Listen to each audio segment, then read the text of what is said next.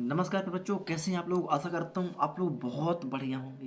तो मेरे प्यारे बच्चों, पुनः हम लोग केमिस्ट्री का एक न्यू और बहुत ही मोस्ट इम्पॉर्टेंट टॉपिक को लेकर के पहुंच चुके हैं आप लोगों के समक्ष।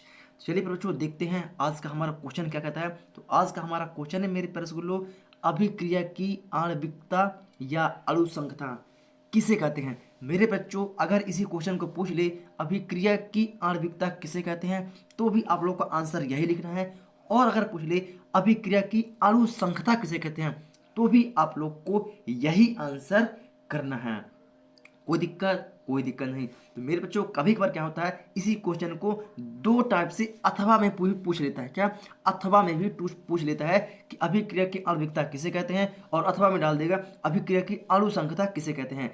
तो आप लोगों को घबराना नहीं है, चाहे ऊपर वाला कर दे चाहे नीचे वाला कर दे। बस अगर पूछे आणविकता तो आप लोगों को क्या बताना है, लास्ट में अभिक्रिया की आणविकता कहते हैं। और यदि अणुसंख्यता पूछता है तो लास्ट में क्या बताना है आप लोग को, इसे अणुसंख्यता कहते हैं। कोई दिक्कत नहीं। आशा करता हूं आप लोग मेरे प्रश्न को बहुत ही बढ़िया तरीके से समझ चुके होंगे। चलिए अब डायरेक्ट चलते हैं इसके आंसर की ओर। तो इसका आंसर क्या कहता है फिर बच्चों, कि किसी अभिक्रिया में, क्या किसी अभिक्रिया में, मान लेते हैं ये हमारी अभिक्रिया है। क्या है? अभिक्रिया। तो किसी अभिक्रिया में भाग लेने वाले, क्या किसी अभिक्रिया में भाग लेने वाले अभिकारक के अणु, परमाणु और आयनों की संख्या। क्या बच्चों? किसी अभिक्रिया में भाग लेने वाले अणु, परमाणु और आयनों की संख्या को ही हम क्या बोले थे बच्चों, अभिक्रिया की आणविकता या अणुसंख्यता। कोई अभिक्रिया में भाग लेगा तो कुछ ना कुछ यहाँ पर क्या बनाएगा प्यारे बच्चों, हमारा उत्पाद बनाएगा। क्या करेगा बच्चों? कुछ ना कुछ हमारा यहाँ पर उत्पाद बनाएगा। चलिए देख लेते हैं। जैसे कि यहाँ पर हम देख रहे हैं, यहाँ पर हमारा एक नाइट्रोजन का एक अणु है, यहाँ पर अभी यहाँ पर हाइड्रोजन के हमारे 4 हैं, पुनः यहाँ पर एक नाइट्रोजन है और हमारे ऑक्सीजन का 2 है। अब क्रिया में भाग तो ले रहे हैं ना। यहाँ पर नाइट्रोजन हमारा अब क्रिया में भाग ले रहा है, 4 हाइड्रोजन ले रहे हैं, फिर एक नाइट्रोजन ले रहा है, 2 ऑक्सीजन ले रहे हैं, है ना। ये अभिक्रिया में हमारे भाग ले रहे हैं तो किसका निर्माण कर रहे हैं, हमारे नाइट्रोजन का निर्माण कर रहे हैं। तो ये नाइट्रोजन का निर्माण किया और जल का हमारा उत्पाद के रूप में बाहर कर दिया। तो 2H2O ये हमें क्या किया, ये जल को हमारा बाहर निकाल दिया। तो इसको क्या बोल देते हैं, इसे बोल देते हैं एक अणुक अभिक्रिया। क्या बोलते हैं बच्चों? एक अणुक अभिक्रिया। ये होता है हमारा एक अणुक अभिक्रिया। एक अणुक अभिक्रिया। तो आशा करता हूं आप लोग इसे बहुत ही बेहतर तरीके से समझ चुके होंगे। अब दूसरा, अब यहां पर हाइड्रोजन के 2 परमाणु ले रहे हैं बच्चों, 2 परमाणु प्लस आयोडीन के 2 परमाणु। तो यहाँ पर जब ये क्या क्या क्रिया क्रिया है ना भाई, अणु, परमाणु और आयनों की संख्या क्या कर रहे हैं, अभिक्रिया में भाग ले रहे हैं। तो जा करके यहाँ पर 2Hi का निर्माण कर दिए। तो आयोडीन 2, हाइड्रोजन 2, तो हमने 2 लगा दिया अंग, मतलब कि क्या हो गया, 2 अणु परमाणु हो गया। कितना हो गया ये, द्विअणुक द्विअणुक अभिक्रिया हो गई इसकी। क्या हो गया बच्चों, ये हो गई हमारी द्विअणुक अभिक्रिया।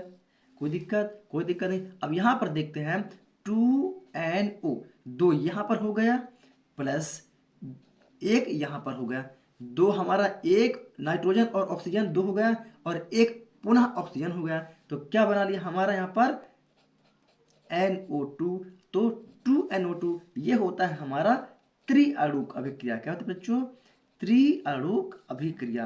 क्या होता है, त्रिअणुक अभिक्रिया। तो आशा करता आप लोग बहुत ही बेहतर तरीके से समझ चुके होंगे। तो क्या बनेगा बच्चों, किसी अभिक्रिया में भाग लेने वाले, किसी अभिक्रिया में भाग लेने वाले, क्या भाग लेने वाले अभिकारक के अणु, परमाणु और आयनों की संख्या। क्या बच्चों, किसी अभिक्रिया में भाग लेने वाले अणु, परमाणु और आयनों की संख्या को क्या बोल देते हैं, अभिक्रिया की आणविकता या अणुसंख्यता बोलते हैं।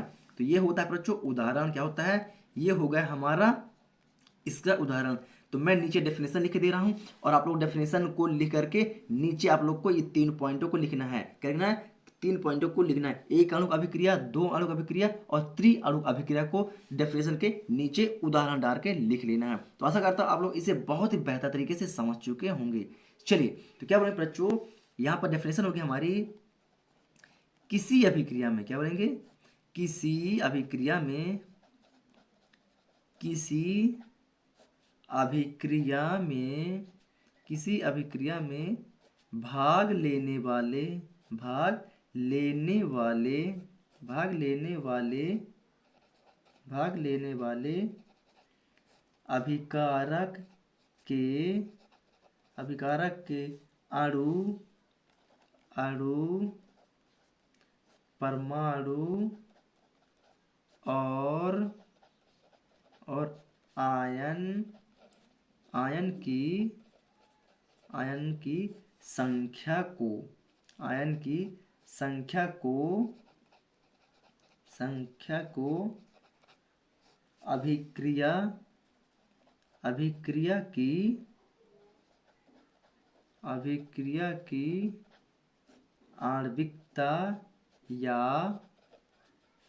आणुसंख्यता, अभिक्रिया की आणविकता या आणुसंख्यता कहते हैं, कहते हैं अभिक्रिया की आणविकता या अणुसंख्यता कहते हैं। यह हमेशा क्या होती है, पूर्णांक की संख्या होती है। इसको थोड़ा सा आप लोग माइंड में रखिएगा, है ना। तो क्या बोलेंगे, यह हमेशा, यह हमेशा पूर्णांकित संख्या होती है। क्या होती है बच्चों, पूर्णांकित संख्या होती है, संख्या, क्या लिखा हुआ, संख्या होती है। यह हमेशा पूर्णांकित संख्या होती है, मतलब कि यहाँ से जितने भी हमारे अभिक्रिया के अणु परमाणु होंगे वो प्रॉपर तरीके से यहाँ क्या होंगे, हमारे समीकरण को संतुलित करते हैं, कहते हैं संतुलित करते हैं। इसी को बोल देते हैं पूर्णांकित संख्या। तो मेरे पर बच्चों आशा करता हूँ आप लोग बहुत ही बेहतर तरीके से अभिक्रिया की आणविकता या अणुसंख्यता को समझ चुके हैं। तो वीडियो पसंद आई हो फिर बच्चों तो वीडियोस को लाइक कर दें, चैनल पर नए हैं तो चैनल को सब्सक्राइब करके बेल आइकन को दबा लें और वीडियोस को ज़्यादा से ज़्यादा शेयर कर दें ताकि हर एक ज़रूरतमंद स्टूडेंट तक वीडियो हमारी पहुंच सके और उसकी हेल्प हो सके। चलिए बच्चों, ऐसे ही मैं मोस्ट इंपॉर्टेंट वीडियोज़ को लेकर के आता रहूँगा और आप लोग की मदद करता रहूँगा। तब तक के लिए जय हिंद।